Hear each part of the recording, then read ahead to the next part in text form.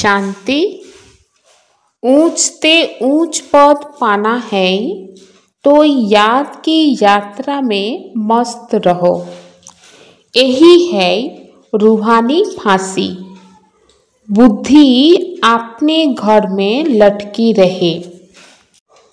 उच्च থেকে উচ্চ পদ যদি পেতে চাও তবে স্মরণের যাত্রায় মেতে থাকো। এটাই হলো আধ্যাত্মিক ফাঁসি। বুদ্ধি যেন নিজের ঘরেই টিকে থাকে। जिनकी बुद्धि में ज्ञान की धारणा नहीं होती है उनकी निशानी क्या होगी।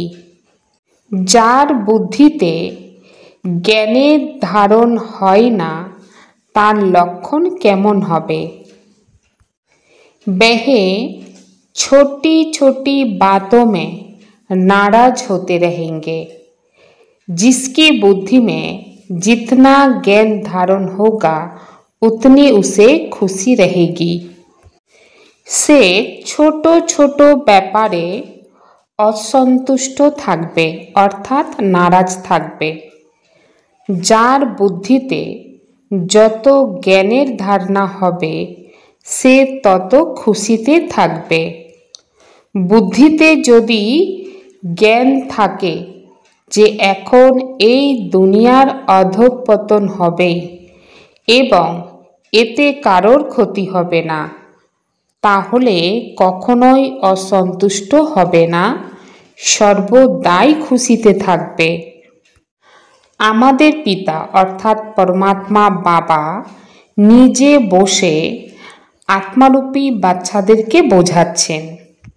বাচ্চারা জানে যে তাকে উচ্চ থেকেও উচ্চ ভগবান বলা হয়। পরমধাম ঘরের সাথেই আত্মার বুদ্ধির যোগ থাকা উচিত। কিন্তু এই দুনিয়ার এমন একজন মানুষ নেই যার বুদ্ধিতে এই সব কথা আসে। बहुत बच्चे हैं जो याद की यात्रा पूरी रीति समझते नहीं हैं। हम कितना ऊंचते ऊंच जाते हैं। অনেক বাচ্চা আছে যারা যোগের সম্বন্ধে সঠিকভাবে বোঝে না। এই যোগের আধারে আত্মা কত উচ্চ স্তরে পৌঁছে যায়।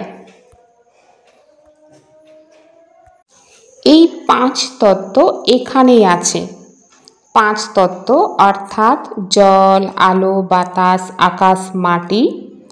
সূক্ষ্ম বতন বা মূল বতনে এই পাঁচ তত্ত্ব হয় না। এই জ্ঞান এই সঙ্গম যুগে বাবা এসে আমাদেরকে দিচ্ছেন। বাবা হলেন জ্ঞানের সাগর। যখন তোমরা উঁচা দুনিয়াতে থাকবে অর্থাৎ সত্য যুগে থাকবে বা স্বর্গে থাকবে, তখন এই নীচ দুনিয়া সম্বন্ধে কিছু জানবে না। নীচ দুনিয়া অর্থাৎ যেটাকে নরক বলা হয়েছে বা দাপর কলিযুগ, এই দুনিয়ার সম্বন্ধে জানবে না। এখন তোমরা যে বাচ্চা, তোমাদের মাথা উঁচা হয়ে যাচ্ছে।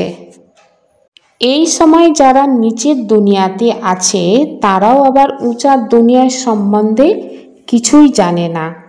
বিদেশিরা হয়তো স্বর্গে যায় না, কিন্তু বাবা কি বলেন, তারা স্বর্গের নাম অবশ্যই নেয়।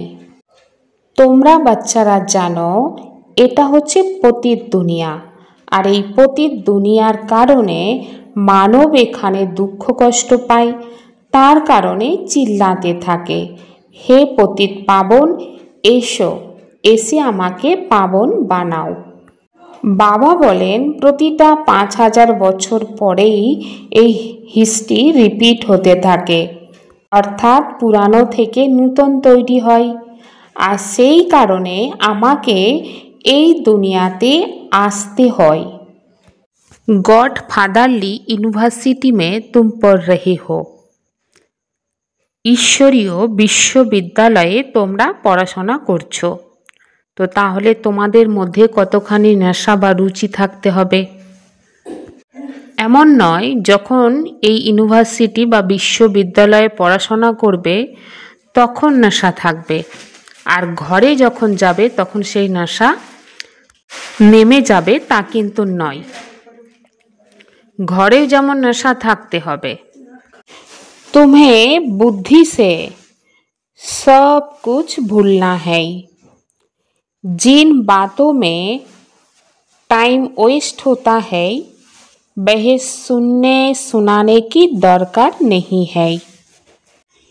তোমাদের বুদ্ধির দ্বারা সব কিছু ভুলে যেতে হবে।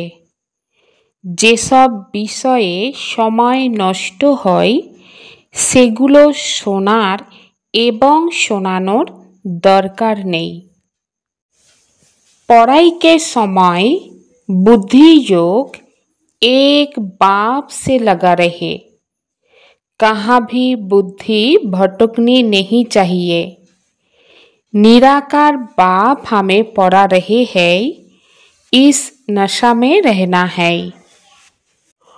पढ़ाशोनार समये बुद्धि जेन केवल बाबार साथेई युक्त थाके, अन्य कोनो दिके बुद्धि निये जावा उचित नय। सर्वदाई जेन नेशा थाके जे निराकार बाबा आमादेरके पढ़ाच्छेन। अपनी महानता और महिमा को जानने वाले सर्व आत्माओं में श्रेष्ठ विश्व द्वारा पूजनीय भव। निजेर महानता और महिमा के जेने सकल आत्मादेर मध्य श्रेष्ठ विश्वेर माध्यमे पूजनीय भव, अर्थात पूजनीय हओ। प्रत्येक ब्राह्मण बच्चा वर्तमान समये विश्वेर सकल आत्मादेर मध्य श्रेष्ठ और भविष्यतेर विश्व द्वारा पूजनीय हबे। नाम्बार अनुसारे हয়েও लास्ट नाम्बारेर मनिও विश्वेर सामने महान हय।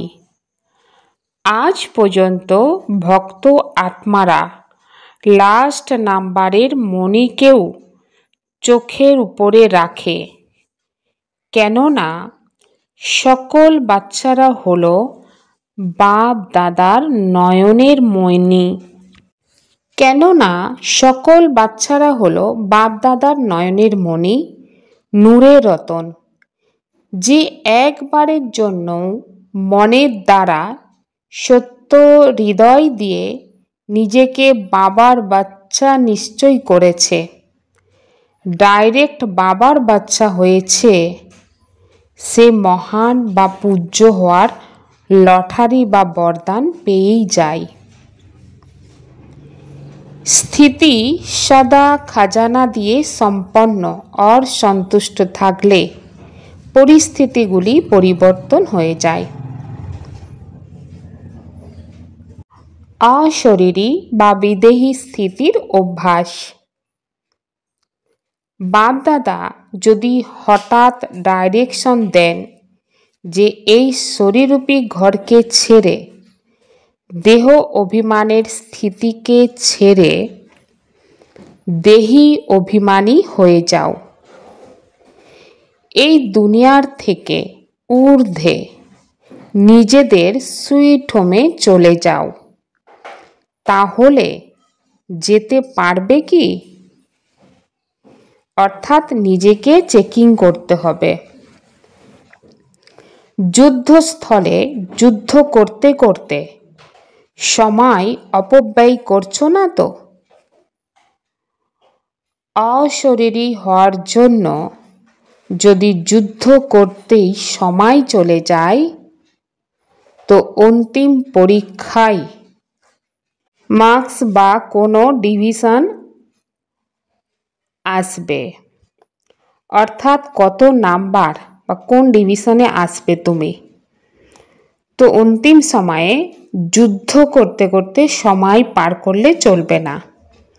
তো নিজেকে এমনভাবে তৈরি করতে হবে, তো বাবা টাচিং করবে তো সেটা ক্যাচ করে শরীররূপী দেহকে মানে শরীররূপী বস্ত্রকে ছেড়ে দেহের ভান থেকে দেহি অভিমানী হয়ে অর্থাৎ নিজের সুইট হোমে চলে যেতে হবে, সময় লাগালে চলবে না।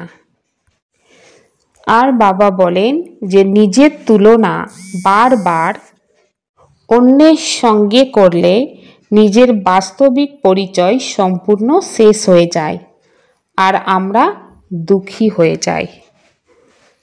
ওম শান্তি।